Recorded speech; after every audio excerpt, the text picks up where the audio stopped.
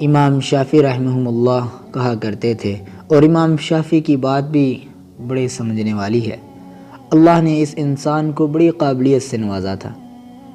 امام شافعی صبح سحری کے وقت خود ہی اٹھ جایا کرتے تھے۔ ماں ان کو پکڑتی، یہ کہتے کہ چھوڑو مجھے، میں نے مسجد جانا ہے۔ ماں صبح صبح ان کو پکڑتی، پگڑی باندھتی اور یہ کہتے کہ بیٹا رک جاؤ، اذان تو ہو لینے دو، اور امام شافعی ماں سے چھوٹ چھوٹ کر مسجد کی طرف جایا کرتے تھے۔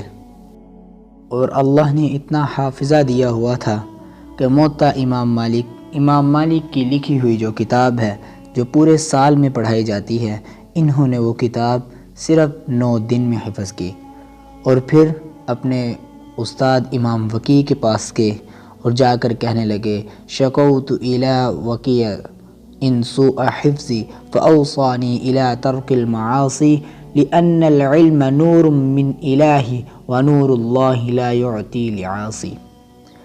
میں نے حضرت وکیع سے کہا کہ میرا حافظہ ٹھیک نہیں ہے، تو انہوں نے مجھے فرمایا کہ گناہ چھوڑ دو، علم اللہ کے نور ہے، اور اللہ کا نور گناہ گار کو حاصل نہیں ہوتا۔